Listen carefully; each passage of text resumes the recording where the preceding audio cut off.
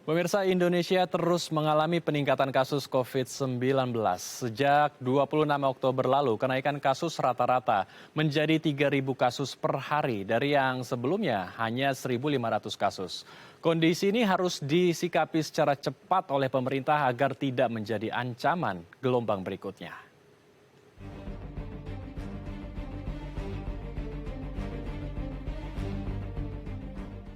Kasus COVID-19 di Indonesia dilaporkan kembali mengalami peningkatan.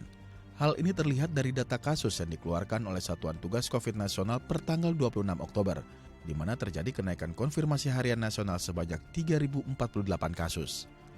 Jumlah ini meningkat dari hari sebelumnya yang memiliki rata-rata 1.500 kasus harian. Meski tren case fatality rate dalam seminggu terakhir turun 0,14% dibandingkan minggu sebelumnya, kondisi keterisian rumah sakit COVID-19 atau BOR nasional terjadi kenaikan dalam seminggu terakhir, seiring kenaikan penambahan kasus sekitar 19,88%. Begitu pula dengan tren kasus konfirmasi dan kasus aktif nasional. Hingga 26 Oktober 2022, jumlah kasus aktif atau orang yang sedang terinfeksi COVID-19 sebanyak 21.481 orang. Ini artinya positivity rate mingguan meningkat menjadi 8,88%. Indonesia sudah memiliki pengalaman berharga selama melalui pandemi COVID-19. Dengan adanya peningkatan kasus COVID-19, pemerintah perlu mengajak seluruh elemen masyarakat untuk saling bekerja sama kembali untuk menekan kasus COVID-19. Ya, untuk membahas lebih lanjut, kita telah terhubung langsung dengan Diki Budiman selaku pengamat kesehatan dan keamanan global. Selamat siang, Kang Diki. Assalamualaikum, apa kabar, Kang? Waalaikumsalam, alhamdulillah Bang Andre, salam sehat. Posisi di Bandung nih. Baik, kita langsung saja berdiskusi mengenai peningkatan angka kasus COVID-19 di Indonesia nih, Kang. Karena dari Satgas COVID terjadi peningkatan dari 1.500 biasanya per hari, kini sudah menjadi 3.000 kasus per hari peningkatannya.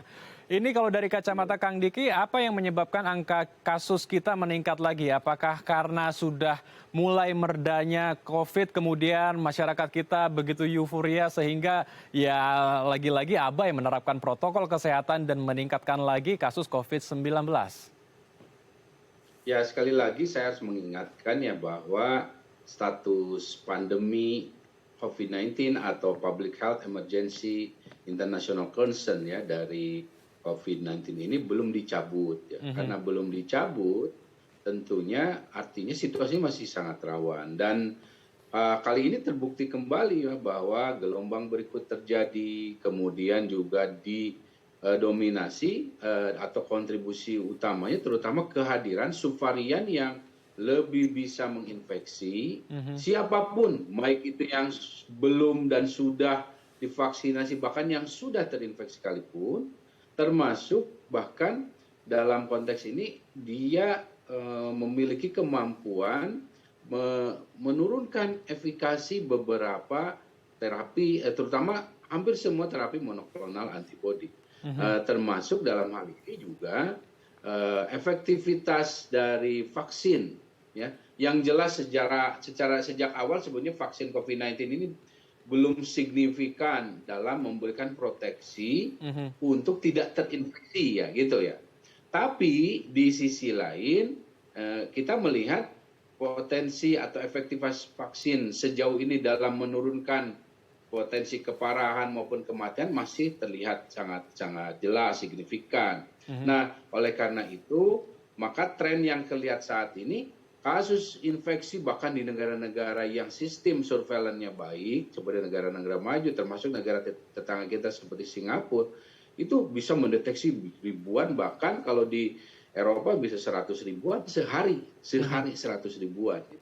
Nah, tapi di sisi lain sekali lagi angka kematian, angka keparahan sudah jauh lebih menurun ya, karena ini juga bekal dari imunitasnya. Nah, ini yang tampaknya juga mulai terjadi di Indonesia ya dari adanya, jadi gini, di dunia ini ada 2 subvarian yang harus jadi perhatian kita saat ini, yang mungkin bahkan bisa dua-duanya ada di Indonesia. Saat ini yang sudah terdeteksi kan XBB ini. Ini XBB yang memang paling dibandingkan subvarian sebelumnya ya luar biasa ya kemampuan tadi menembus benteng pertahanan kita. Ada satu lagi adalah BQ1 atau BQ11. Ini dia lebih dominan di Eropa, Afrika, dan Amerika. Sedangkan XBB di Asia dan Australia atau perbatasan juga dengan Eropa. Nah, ini trennya. Tapi saat ini tampaknya BQ juga sudah mulai masuk ke wilayah Australia dan Asia. Sebaliknya juga XBB juga masuk ke wilayah Amerika, Eropa. Nah, ini yang harus dipahaminya ya. Baik, jadi memang sudah ada varian baru yang memang mengancam ya, yaitu varian baru XBB yang bisa menurunkan efikasi vaksin. Namun sebetulnya ini jenis apa lagi Kang Diki XBB selain sudah ada Alpha, Beta, Delta, Omicron, BA4, BA5, kemudian ada XBB nih yang baru. Ini varian jenis apa dan seberapa masif dia penularkannya kepada orang dan tingkat keparahannya seperti apa Kang Diki? Ya, jadi XBB dan BQ ini atau BQ1, BQ11 ini masih turunan dari Omicron. Kalau XBB itu turunan atau cucu dari BA2 dari Omicron. Kalau BQ atau BQ1 dan turunannya itu turunan atau cucu dari BA5. Saya ngambil istilah cucu supaya lebih kelihatan turunannya. Nah, kedua subvariannya, jadi subvarian dari Omicron ini memiliki kemampuan yang jauh lebih efektif daripada leluhurnya dalam menginfeksi maupun mereinfeksi. Meskipun mutasinya di antara BQ dan XBB ini memiliki mutasi wilayah yang berbeda ya, Nah, perbedaan ini yang membuat ada potensi keduanya bisa hadir dalam satu gelombang yang sama dan menginfeksi populasi yang sama gitu. Bahkan bisa jadi kalau masyarakatnya abai dalam rentang waktu yang singkat tadinya terinfeksi XBB nanti bisa terinfeksi BQ1 atau BQ11 itu bisa saja terjadi. Jadi ada yang disebut dengan koinfeksi ya, atau juga potensi untuk dia menginfeksi pada wilayah yang sama. Nah, gejalanya sebetulnya relatif sama dengan sebelum-sebelumnya, varian atau subvarian sebelumnya. Tapi karena bekal imunitas yang sudah makin baik, sebagai contoh ya, dugaan kuat saya adalah karena saya jadi saya pulang ke Indonesia sekitar kurang lebih 3 minggu yang lalu ya. Sebelumnya saya melakukan perjalanan ke Eropa ya, sebagian juga Timur Tengah. Nah, sebelum saya masuk dalam artian ketemu dengan orang tua, saya melakukan tes ya, rapid test antigen negatif. Tapi saya tahu karena saat itu kan sudah mulai merebak di negara-negara yang saya kunjungi itu XBB-nya itu sudah mulai terdeteksi dan cukup banyak. Jadi saya memutuskan karantina, Bang Andre. Nah, di masa karantina mandiri ya, tidak ada gejala saat itu dan negatif kan. Nah, hari kedua atau ketiga itu saya merasakan gejala ya, tidak ada demam tapi flu. Jadi ada batuk sedikit, pilek yang luar biasa. Pileknya nggak pernah saya mengalami pilek. Baik, jadi virus ini juga lebih cepat ya penularannya dan masa inkubasinya juga sekitar 3 atau 2 hari ya, baru muncul ada gejala dari penularan varian baru ini, XBB ini. Lalu seperti apa yang harus dilakukan oleh pemerintah? Apakah harus melakukan whole genome sequencing agar memastikan seluruh wilayah Indonesia tidak ada virus COVID-19 dengan varian baru XBB ini, Kang Diki? Tapi kita akan bahas usai jeda ya, Kang. Baik pemirsa, jangan kemana-mana karena kami akan kembali sesaat lagi.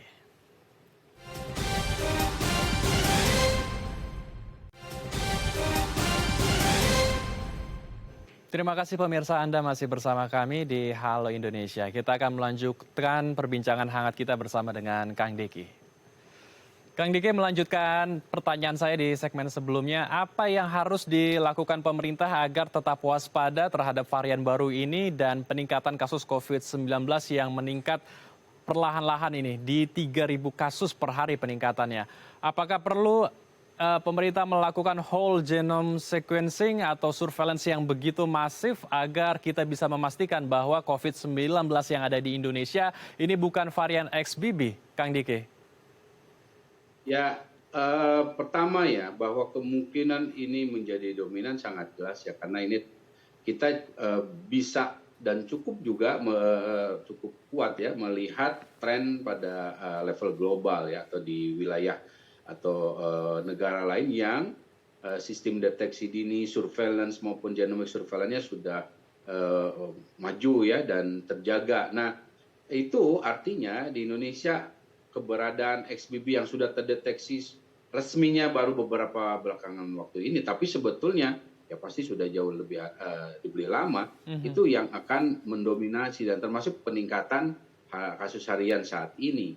Nah, ini yang artinya kalau kita mau melihat ini lebih jelas dengan peta situasi yang lebih clear ya, surveillance kita harus ditingkatkan. Sekali lagi ini berulang-ulang ya saya menyampaikan ya, termasuk genomic surveillance. Tapi masalahnya ini di sini adalah masalah komitmen ya, di situ ada masalah pembiayaan, masalah juga dari kemampuan tenaga kesehatan kita sendiri ya yang ada di lapangan ini, dengan juga dukungan dari sisi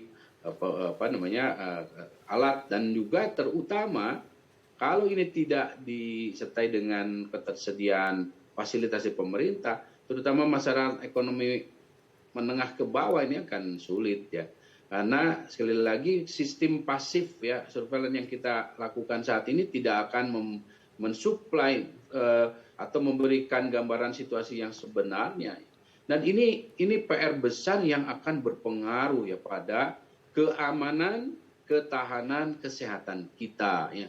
Karena tanpa kemampuan mendeteksi kasus-kasus kejadian di masyarakat, kita nggak akan tahu kasus sebenarnya. Dan ini akan berdampak seperti misalnya kita gagal ginjal akut. Gagal ginjal akut, kalaupun pemerintah misalnya mengatakan, ini sudah baik, ya itu tidak bisa dipercaya. Ya saya sampaikan tidak apa yang mendasari itu bisa kita percaya, karena data yang selama ini dipakai pemerintah untuk kasus-kasus wabah seperti ini adalah data di fasilitas pelayanan. Namanya data kasus di Pasienkes gitu. Karena yang sudah ke rumah sakit atau fasilitas kesehatan. Sedangkan kasus kejadian, mau itu COVID, mau itu monkeypox, mau itu sekarang gagal ginjal akut ini, itu nggak bisa kita deteksi karena lemahnya surveillance gitu. Makanya ini berbahaya. Jadi perbaikan sistem kesehatan kita sangat esensial dan krusial untuk perbaikan juga di aspek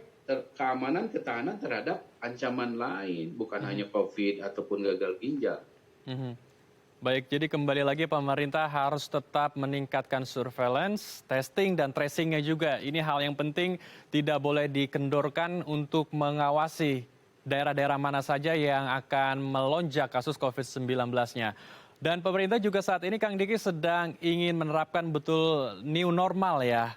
Kehidupan yang baru ketika kita berdampingan dengan COVID-19. Karena kita tahu saat ini banyak masyarakat yang sudah hidup sebagaimana sebelumnya. Sebelum ada COVID-19, mereka sudah seperti normal kembali. Lalu seperti apa sebetulnya yang harus direalisasikan pemerintah agar kita bisa betul-betul hidup berdampingan dengan COVID-19, dan fasilitas-fasilitas kesehatan apa saja yang perlu disiapkan pemerintah agar masyarakat tetap waspada karena kita masih di tengah COVID-19? Jadi satu hal yang kita belajar dari negara-negara lain dan juga termasuk Indonesia adalah berdampingan dengan COVID itu ternyata nggak nyaman ya, dan berdampak serius ya dengan timbulnya misal kasus-kasus, bahkan monkeypox pun nggak bisa lepas dari konteks kondisi pandemi, bahkan hepatitis misterius, bahkan terakhir gagal ginjal ya yang akut dan misterius di awalnya ya. Tapi itu pun belum selesai loh, karena 60% saja yang bisa dikaitkan dengan etilen glikol ya. Sorry saya sampaikan ini karena nggak bisa lepas loh dari situasi pandemi. 40%-nya ini belum bisa dijawab. Apakah itu kait dengan infeksi dan lain sebagainya. Nah, artinya kalau bicara bagaimana kita menghadapi saat ini keluar dan bahkan pasca pandemi COVID, itu sebetulnya penguatan dari sistem kesehatan. Bahkan WHO menyampaikan 5 pilar, termasuk di situ adalah perubahan perilaku hidup ya, lebih sehat ya, lebih bersih di semua aspek yang diterapkan oleh pemerintah dan masyarakatnya gitu. Kenapa saya bilang pemerintahnya? Karena pemerintahnya juga harus mendukung itu, memfasilitasi itu. Bicara misalnya hidup bersih dalam artian kebiasaan mencuci tangan, ya berarti siapkan fasilitas air bersih. Kalau bicara sanitasi lingkungan, ya tadi sebelum ini saya melihat sangat baik ya, misalnya dari TV ada akses kegiatan untuk MCK yang bersih, karena sanitasi lingkungan itu berpengaruh ya dalam semua penyakit, bahkan gagal ginjal akut ya berpengaruh. Nah, artinya ada PR-PR yang sebetulnya bukan PR pandemi saja, PR sebelumnya yang menumpuk, yang belum selesaikan oleh pemerintah. Kalau itu terus selama pandemi ini tidak diperbaiki, ya artinya kita menempatkan sekali lagi level keamanan ketahanan kita menjadi pada level yang sangat rendah. Dikit-dikit kita akan terdampak. Dan sekali lagi, dampak dari pandemi ini belum selesai, baik langsung maupun tidak langsung. Bahkan krisis-krisis ini yang misterius akan bermunculan gitu. Tapi kalau kita tidak perbaiki, ya, sekali lagi sistem pelayanan kesehatan supaya bisa diakses di semua masyarakat. Ya, bahkan ada satu berita yang mengatakan bahkan untuk akses ke puskesmas ternyata masih harus melalui sungai yang begitu deras. Itu kan masih terjadi, dan ini PR pemerintah ya yang harus diselesaikan. Dan sisi lain masyarakat, sekali lagi kita nggak bisa kembali perilaku tidak sehat sebelumnya. Dunia ini makin rawan, makin rentan, potensi wabah makin banyak. Inilah saat kita merubah ya perilaku kita. Mulai dari diri kita dan untuk melindungi juga keluarga kita. Baik, jadi kembali lagi kita harus merubah PHBS ya, perilaku hidup bersih dan sehat, dan tentunya tetap menerapkan protokol kesehatan karena kita masih berada di tengah pandemi. Nah, bergeser sedikit mengenai vaksinasi. Memang sudah banyak saat ini masyarakat yang menerima booster atau vaksin dosis ketiga. Lalu apakah dosis ketiga ini sudah cukup Kang Diki untuk kita terus berinteraksi di tengah situasi pandemi yang kini sudah mereda, namun kembali lagi sedikit demi sedikit kasusnya meningkat nih Kang Diki. Apakah perlu lagi booster keempat, kemudian kelima, dan seterusnya agar kita tetap bisa survive di tengah pandemi yang entah kapan akan bisa terhenti? Nah, yang perlu kita pahami, vaksin yang ada saat ini, satu, jelas dia punya efektivitas dalam menurunkan, itu terlihat efektif, signifikan. Ya.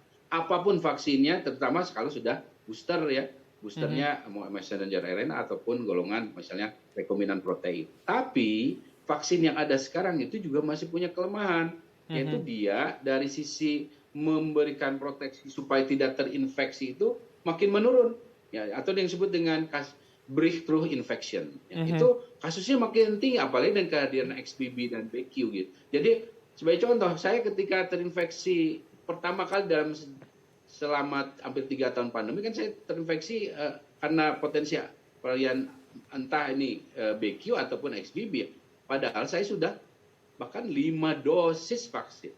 Saya sudah 5 dosis vaksin dan semuanya kombinasi Pfizer atau Moderna.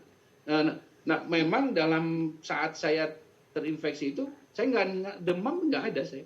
Nyeri-nyeri pun nggak ada. Ya itu aja, hanya pilek dengan nyeri tenggorokan yang luar biasa ya.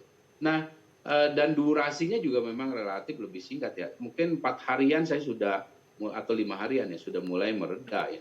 Nah, tapi dengan adanya fakta seperti itu artinya akan sangat rawan pada kelompoknya lansia dan ibu hamil. Dan ingat, masalahnya juga ada kelompok yang harus kita lindungi, yaitu kelompok masyarakat kita yang belum bisa mendapatkan vaksin, entah karena kondisi tubuh atau karena memang belum eligible, seperti anak di bawah 5 tahun. Nah, ini artinya mensyaratkan sebagian dari kita yang sudah mendapat dosis 3, kalau sudah lebih 4 bulan ya dapat dosis 4. Mau mau karena ada kelemahan dari vaksin saat ini adalah durasi proteksinya nggak lebih dari 6 bulan atau 8 bulan gitu. Nah, kecuali, nah sekarang ada kabar baik dari China ataupun Eropa sebetulnya sudah mulai mau merilis vaksin booster melalui hidung ya, dengan dihisap atau disemprotkan hidung. Nah, ini sebetulnya perbedaannya adalah bahwa sebetulnya vaksin yang ideal itu dia memproteksi mulai dari pintu masuk, yaitu di hidung, supaya ya nggak sempat masuk ke dalam tubuh. Nah, kita dalam vaksin COVID ini belum ada, kecuali yang sekarang baru dirilis. Nah, ini bisa melengkapi menjadi kombinasi dengan vaksin yang primer yang sudah diinjeksi. Karena yang vaksin yang kita dapatkan injeksi ini, proteksinya mulainya di saluran nafas bawah, terutama paru. Sehingga kasus seperti Delta, orang nggak bisa nafas, sesak, sampai akhirnya mengalami kematian, udah tidak ada lagi. Karena parunya terlindungi. Tapi virusnya masih masuk karena hidungnya belum, atau mukosa di saluran nafas atas ini belum punya proteksi. Nah, ini yang ke depan mungkin perlu mulai dipikirkan oleh pemerintah, ya apalagi datanya sampai kita lihat datanya untuk dikombinasikan. Sekali lagi, vaksin juga kan tentu bukan satu-satunya solusi. Nah, pola perilaku hidup bersih sehat tadi di segala aspek yang juga akan melengkapi dengan 5M-nya, Bang Andre. Baik, jadi kuncinya 5M, PHBS, perilaku hidup bersih dan sehat, dan vaksinasi agar kita mempunyai benteng yang tebal, benteng yang kuat untuk menghindari paparan dari COVID-19. Terima kasih Kang Diki telah bergabung bersama kami di Halo Indonesia. Salam sehat Kang Diki, Assalamualaikum. Waalaikumsalam. Pemirsa, Benteng Marlborough menjadi jejak sejarah selama Bung Karno menjalani pengasingan di Tanah Bengkulu. Informasinya kami sajikan sesaat lagi, tetap di Halo Indonesia.